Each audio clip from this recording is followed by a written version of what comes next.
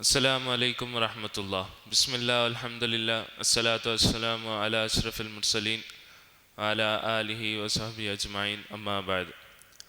So, this generation have already started discussing about sex. So, it is a matter to discuss. So, because many misunderstood about sex, many have misconceptions about sex. So, does Islam have discussed about sex? Yes, Islam discussed about sex since thousands of years. Many Islamic scholars have written in their kitabs. Many have discussed in meetings. Many have taught to their students also. So, first of all, sex is the reason because we are existing today in this planet. Without sex, we may be not here today. So, uh, Islam gave sex. Islam created some manners during sex, which should be maintained. Which divides humans and animals as different. First of all, woman is not a commodity of sex. Woman is not a doll, a plaything to finish our desires. Woman is a partner who shall be with us in heaven also. So treating her like an animal, like an animal is haram. Islam doesn't show any any Islam doesn't show anything like to treat a woman like an animal, like a to torture her, to be violent on her. So Islam has some manners in sex also. First of all, nikah. Nikah Nikah is in Arabic word. Nikah is an Arabic word which means to join two relations, to join two people. First of all, sex is of two types in Islam. Islam considers two types of sex. First one is jima, which is halal, which means if a man and woman who are married within them, who are married together, if they have sex, it will be called as jima. And second one is zina. Zina is if a man and a woman who has no relation of husband and wife, if they have sex, it will be called as zina, which is haram also. So first of all, our ulamas, our scholars defines sex as akadun yatalammanu ibahatu watain bilafli ankaha aw tazawaja. Tazwij. Nikah is agreement with nikah is an agreement with words like ankaha or tazwij, which makes halal, which makes halal of sex between two peoples. So nikah is like an sex agreement. So we can see now. We can see many kitabs in Islam. This is Fathul Muin. This is a kitab which is written by Kerala's known and popular scholar Zainuddin Makhdum, who was also a student of Al-Azhar's professor Ibn Hajar al-Haytami. So our Zainuddin Makhdum Tangal starts talking about sex as starting as يجوز للزوج كل تمتع منها. It is permissible for husband and wife to take any kind of pleasure within them. They can husband and wife can enjoy any kind of pleasure within themselves also, within themselves. Islam does not have to not do that. It has some manners also. Let me I'll say that later. But the sentence starts, the Zainuddin Makhdum first states as يجوز لزوج كل تمتع منها. It is permissible for both husband and wife to take any kind of pleasure within themselves. But there is a condition. Siwa halkatu dubariha. It is haram. It is strictly sinnable also to penetrate through her anal. It is haram in Islam to have anal sex. Our Prophet Muhammad sallallahu alaihi wasallam also says in a hadith that inna Allah yati imratahu fi dubriha. I'm sorry. Inna alladhi yati imratahu fi dubriha la yanzurullahu ilayhi. If a person enters his woman through her anal, then Allah subhanahu wa ta'ala will not see him, which means Allah subhanahu wa ta'ala will not show mercy on him during the akhirah.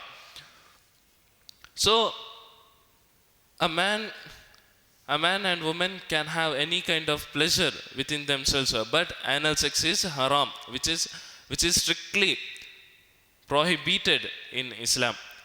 Secondly, a couple should maintain some manners between them. Before having sex, they should make their hair. They should wear clean clothes. They should use perfumes on their dress, on their body, and even on bed sheets. Everything our kitabs told, our Islamic scholars have already told these things. If a person goes sweaty and falls on a woman, it's not a way of Islam. It's not a way the Islam taught to us. So the second, so let me tell one matter. So let me tell one thing. Masturbation is being like very common. Many people says masturbation reduces stress. Masturbation relieves many mental tensions. Like many these things. Masturbation is kind of a pleasure. A man can or woman can achieve by using their hands. So what does Islam says? According to Islam, masturbation is purely prohibited. It is haram in Islam. Masturbation is very sinful. Masturbation with their own hand is sinful, but a person can be masturbated.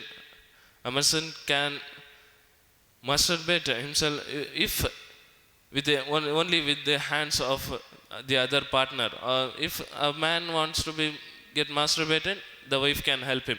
But masturbation with their own hands is haram. It is strictly prohibited and it is sinful also. So next,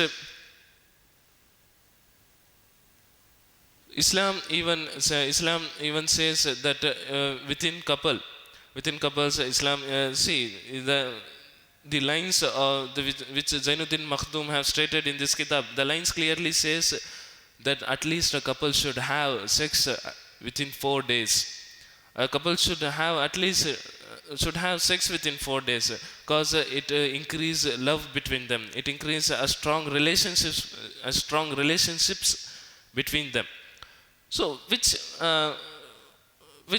religion says all these things, to have sex within 4 days, to have sex like in these manners, to be get perfumed? Yes, Islam Islam says these manners to people. As first I said, Islam's teachings about sex is mainly to divide human and animals in these concepts. So nextly, while having sex, it is sunnah to say, before starting to have sex, it is sunnah to say Bismillahi Allahumma jannibna shaitana wa jannibish shaitana ma razaqtana. It is sunnah. It is a dhikr to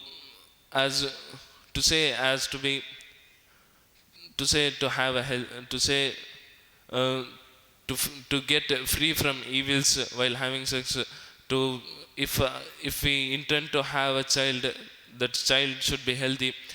And then the next matter is, does Islam gives permission to use medicines to increase power during sex? Yes, Islam Islam says to use Islam has no objections while using medicines for sex. But if a man or woman only intends to have children, only intend to have, if their niyat, if their intention is for having good children, to have children, then a man or woman can use medicines.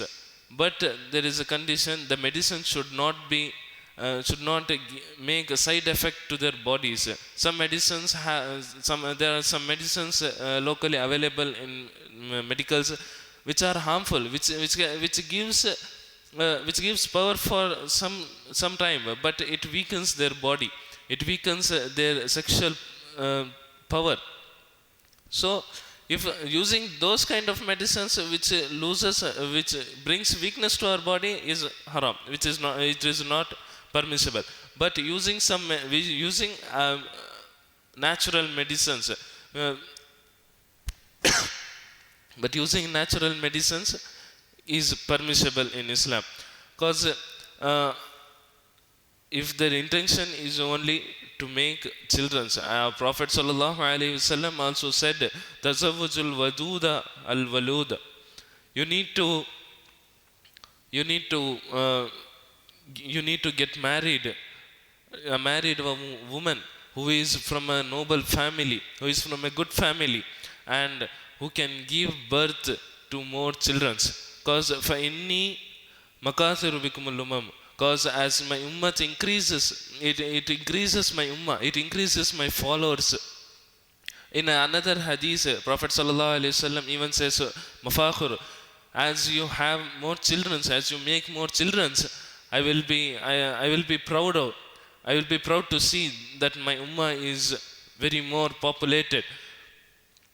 So Islam have given many perspectives about these things. There are some questions between people. If janabat makes bath compulsory, then if a person wants to have sex for a second round, does he needs to bath first and have sex? First of all, there are 5 things which makes bath compulsory, which makes bath compulsory on a man or woman. First is janabat, it comes for both woman and man. And second one is hail, periods. Third one is nifas. Fourth one is mouth. If a person dies, he needs to be get bath. Other people will make him bath. And fifth one is if a penis gets entered to a vagina, it maybe those maybe if even they don't have any ejaculations, if even if they don't have any ejaculations, if a person enters his penis to a woman's vagina, the bath gets compulsory to both to man and woman. So these are 5 things which makes bath compulsory. Here, if the person have sex first, and if he wants to have sex for another time, he don't need to get bathed and come and have next sex. He just he can perform ablution or wudu after the first sex, then he can start for the second. So the next question here is, what happens if somebody have sex during Ramadan? It's a very serious issue. While fasting in Ramadan, if a couple while fasting in Ramadan and have sex, see, Ramadan is a very purified month. The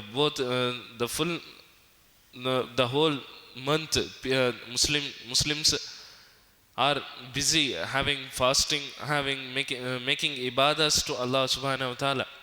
If a couple has sex while during the Ramadan, while fasting in Ramadan, then there is no any punishments to women, but the punishments mainly comes on a man. There are 3 kinds of punishment. First of all, first one is to release a slave.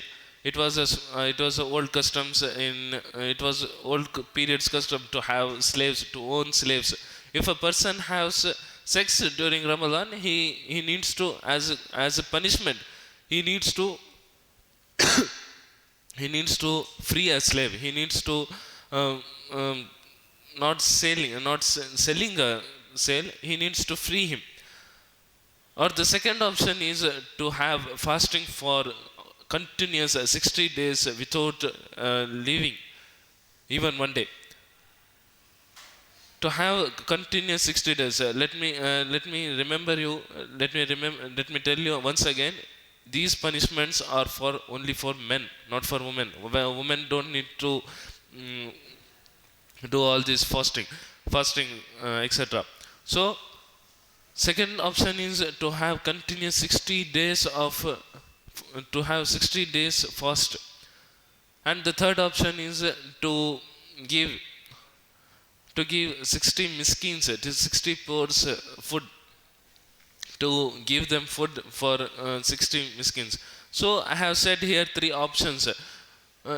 As said as options, many can think we can give 60 people food by we can give 60 people's food and we can get free from 60 days of fasting. No. If first option is to release a slave, we have no facilities today. So the second option is to have 60 days of fasting. There is no excuses in it. So if a person is very sick or he is a very old man, he cannot fast for almost 60 days. So he can only, those persons can give food for 60 people.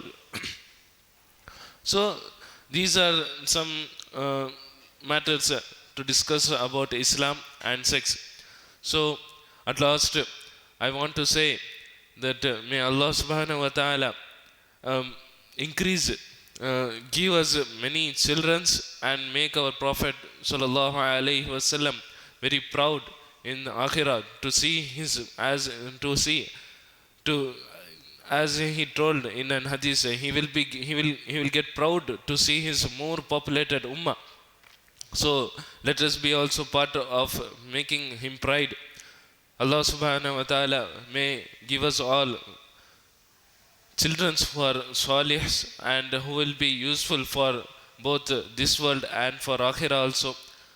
By this I conclude. Assalamu alaikum wa rahmatullahi ta'ala wa barakatuh.